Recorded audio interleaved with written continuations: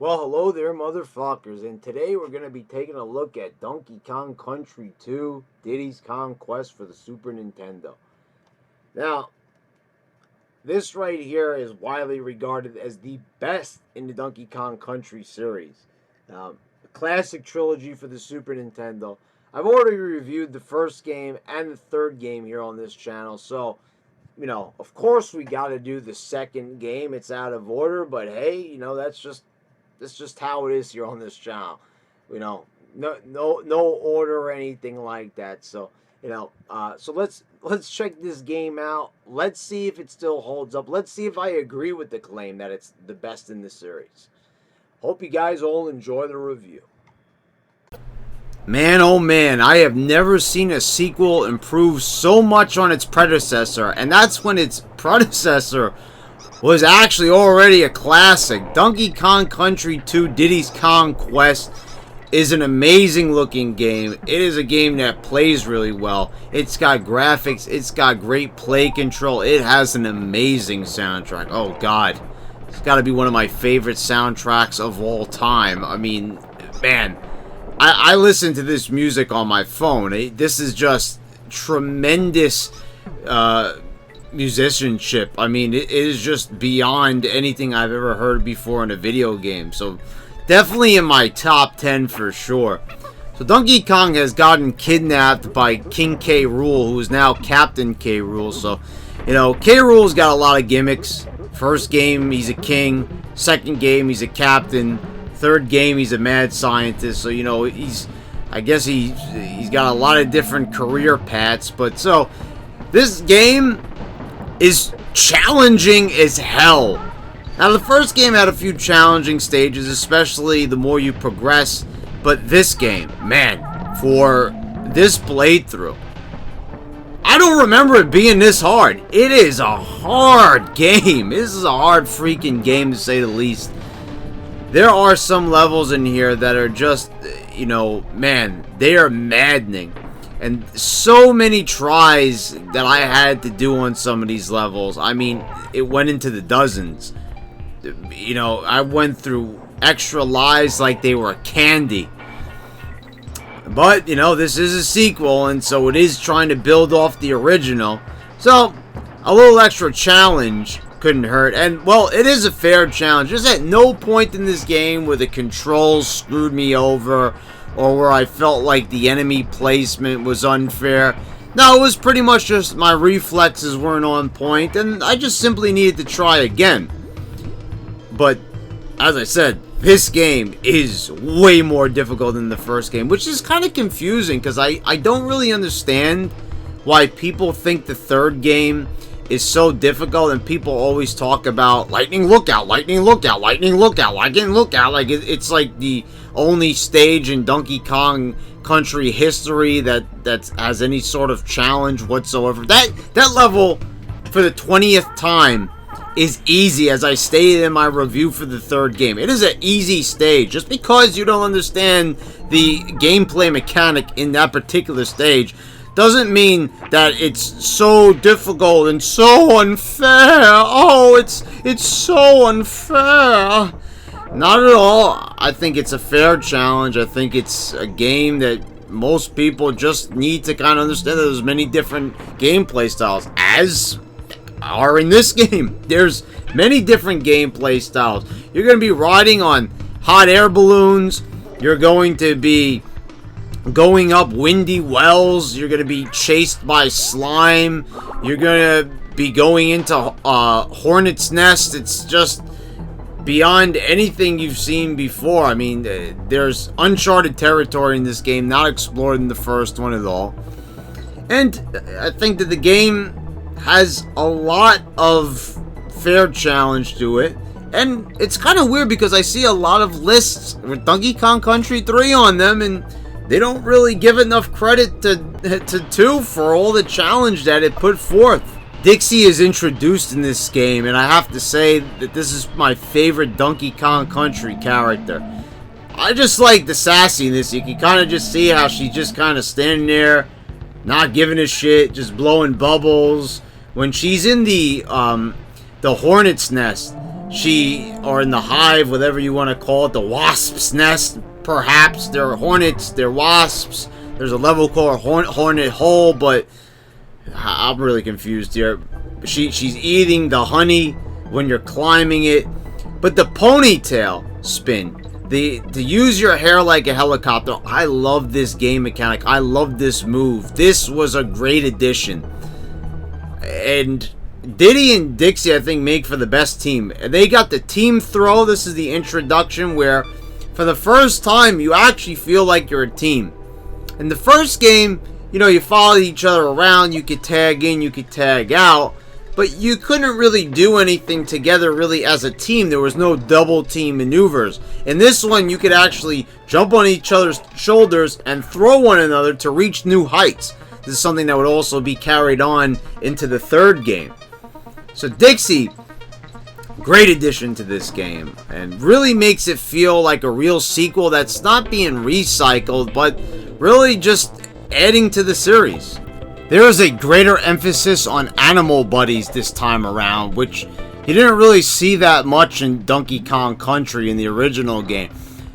You saw the animal buddies, you got to play for them for a little bit, but they were few and far between. Every couple of levels you'll be playing as animal buddies. You'll either be transforming into them, which is new, or riding on them. You saw Rambi, who returns. You've got Ungard, the swordfish, who's there as well, but the frog, the ostrich, they're not back. And, you know, I don't really miss them as much. I kind of like Squawks and Squitter, who replaced them. These are really fun characters, and Squawks also comes in 2 different flavors. And I really have to say that he's probably my favorite, but the gameplay mechanic for Squitter with the webs has got to be my absolute favorite. Gotta love how they expanded on something. And that's really what a sequel should do. Shouldn't it expand, not just repeat? See, that's what a lot of sequels do. They just repeat things. Add a few new levels, add a few new bosses, maybe some new music. But this game actually features, like, more. It builds on it. And they might be replacing some of the animal buddies. But, hey, you know, they're good replacements, and they're used more frequently. So that's more than you could really hope for. So, another example of how Donkey Kong Country 2 really just takes that sense of being a sequel and really uses it to its advantage of learning from your mistakes and just building upon the past and making it better. I wish all sequels could be like that. So I want to talk about some of these levels and what are some of the most memorable and difficult levels in the game. Windy Well. Oh, windy, windy, windy, windy. So many tries for this playthrough, and this level drove me absolutely insane. It's all about timing. You have to dodge these zingers, which, by the way, are wasps. Wasps? Not bees. According to Swanky's game show, there is a question where they refer to these. I thought they were bees. Aren't they bees? You tell me these aren't bees? These are wasps. Okay. Yeah, I thought that they were bees, but then again, I don't think they were classified in the first game beyond zingers, but usually when I see something that looks like this, that's a damn bee, not a wasp. Alright, well anyway, you have to dodge it. See, the wind brings you up. The current is going to drag you up in the stage. You're going to go up, and then sometimes it's going to stop and then send you down. So you're going to have to find a way to kind of make a U shape and get under the zingers. And that's easier said than done. And this looks easy. But you see, as I'm pausing right here, trying to time it just right so I don't... Oh, Jesus Christ! Man, oh man. Stage is infuriating. It's hard. It took a lot of lives to get through it. But, you know, one thing about this game, when you get through the stages, you feel a sense of accomplishment for sure. Castle Crush. Man, I'm getting the feeling that the developers really had a fixation with alliterations. You think? Man, it's almost every single level is an alliteration with this game. Anyway, Castle Crusher pretty much sums it up very well. You're in this level, and the floor is moving, and you might get crushed. More likely than not. And you gotta be pretty fast, and you gotta really either know how to use the ponytail spin or the cartwheel with Diddy or Dixie to really get through here fast. There's some slow sections, but then there's parts where you really have to be careful, especially the amount of enemies that this throws at you. They come onto the platform, and sometimes the platform gets into a really narrow spot, and you're going to be jumping all over the place trying to avoid them. And these crooks right here with the hooks. I hate these guys. Oh my god. Oh, man, there's nothing. You gotta jump all around. You gotta have the timing just right. Well, it is one of the final sections of the game, so you could kind of really expect this, but oh, there's gonna be harder levels to be sure. Web Woods. Now this is a stage that will drive you up the wall. I see a lot of people playing this on YouTube, and they just don't know how to use Squitter. It's actually one of my favorite animal buddies. I mean, it's great having to use those webs, making these platforms, but if you don't have it down pat, you're gonna die a lot, and you're gonna fall a lot. See, the problem with me is not falling, but once again, it's these damn zingers. Just like Windy Well, they come back with a vengeance. They were a pain in the ass in the first game, and boy oh boy, are they a pain in this one as well. It seems like in almost every game, probably to a much lesser extent in the first one, but in the second and third game, the zingers are, well, in the third game, buzzers, which are kind of just the replacements. They're hard to get around. And in Web Woods, there's this section right here where you have to avoid them, and you gotta know where to put the webs. If you don't know where to fire those web platforms, you're gonna be dying a lot in this stage. But I gotta say, after I figured out where to shoot them, it was pretty simple. But you're gonna have to use some real experimentation in this stage to make any progress. So you better freshen up on your skills with Squitter if you want to stand the chance in this one. Haunted Hall. Probably the scariest level in the entire game, as you're chased by Cackle on a roller coaster of doom or death, to be more specific. You have a counter, and you could either add to it or minus it, judging by what barrel you hit. And you're probably going to hit a few of those minus barrels because they are in such inopportune positions on the track. And as that counter goes down, if it hits 0, Cackle's going to attack you, and you lose 1 Kong. This is pretty heart-racing, I have to say. And Cackle, I mean, well, just look at it. Just look at his sprite. It's awesome. He's big. He's looming over you. He's unrelenting. The Gloomy Glutch section of this game, where this level takes place, you know, you've got that nice, chill atmosphere, you know, on Gusty Glade with the nice, soothing music, which, by the way, is just amazing music. You also hear it in Web Woods as well. But this is some intense music. And would you believe there's also a certain section of the song that plays in Haunted Hall that's sampled by Drake? Yeah, Drake, the rapper. He actually used part of Haunted Hall in a song, which, when I found out about it recently, it kind of almost knocked me off my chair. Like, there's actually Donkey Kong Country music being used in a Drake track. Now, I hate Drake, but that is pretty awesome that any sort of Donkey Kong Country music, any sort of video game music, made it into popular music. Hey, you wanna 102% this game? No? Why not? Well, if you do, as I explained in Donkey Kong Country 3, you're gonna go through some trials and tribulations, and you're probably gonna need a walkthrough of some sort. Check around on YouTube and you can find the location of the DK coins and the bonus coins, but if you don't, and you want to play it fair, you're going to be spending hours looking for these things, especially the DK coins, which are also called hero coins in this game. And they're hidden in some crazy spots. Get ready to walk through walls that you didn't even know you could walk through. Now, there are hints with bananas, but sometimes as you're going through the stages, you're not going to really think about it, especially some stages that are pretty intense, like Rambi's Rumble, when you got this giant zinger coming after you. Oh my god. I remember when I was a kid, when I first played this game in the 90s. This scared the shit out of me. Holy fuck. Like, you're just kind of going around, and all the zingers are just a little small, like, oh, I can avoid you, I can jump over you, and, there might be a pain in the ass and everything, but, I mean, you don't expect one to just start chasing and one to be double the size, triple the size, 4 times the size. And you're expected to know to charge. You gotta actually hold down the button and charge with Rambi here. And, you're not gonna think to do that when you got this big honking thing chasing after you. Despite some hair-tearing moments, and there's a lot of them in this game, frustrating levels, and losing extra lives like they're absolutely nothing. This is an awesome, awesome entry in the Donkey Kong Country series.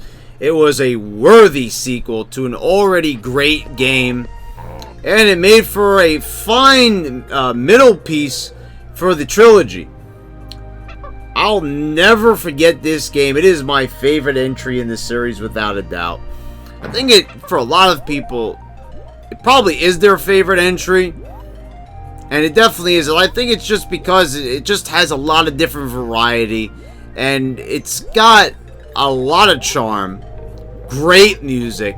And I gotta talk about my favorite track in the game before we go. And that is the Sticker Bush Symphony. That is such a relaxing tune. It first appears in the Bramble Scramble stage, the Bramble Blast stage, and it's just so relaxing. And where are you in this stage? You're like floating in midair, blasting in barrels. Like where are these vines? Like 1 minute you're in a swamp, and the next moment you're up in the air. What is this? Am I in another universe? Am I on another planet? Is this still Crocodile Isle? I'm not quite sure, but I love this song, and it puts you in a trance. Donkey Kong Country 2 will charm you, entertain you, and give you a world of challenge. I couldn't think of a better experience. I really enjoyed my playthrough this time around for this review. Great recommendation here. If you haven't checked it out, I really don't know what you're waiting for, how you've gotten this far in life and you haven't experienced this great game. Undoubtedly the best in this series. Hope you guys all enjoyed this review. This was another great experience revisiting this game. Definitely so much variety to offer in this game. A great adventure, great controls. The graphics for the time were breathtaking. I think they were definitely improved upon in the third installment, but they got better as they went on.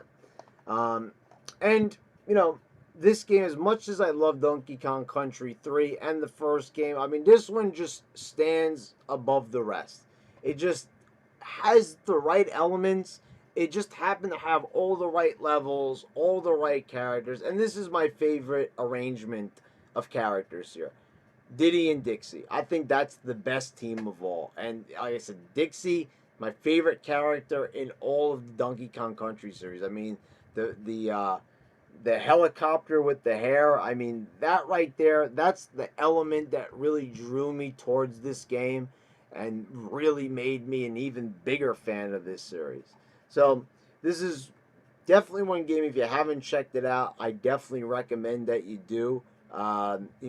Should you start with this game? I don't really think it matters. It's not like there's a big, huge story where, you gotta start with the first game in the series. This is definitely one where you could get a little bit of leeway. Because it's definitely the best. And, why not start with the best if you haven't played any of them? I think you should play all three, though, quite frankly.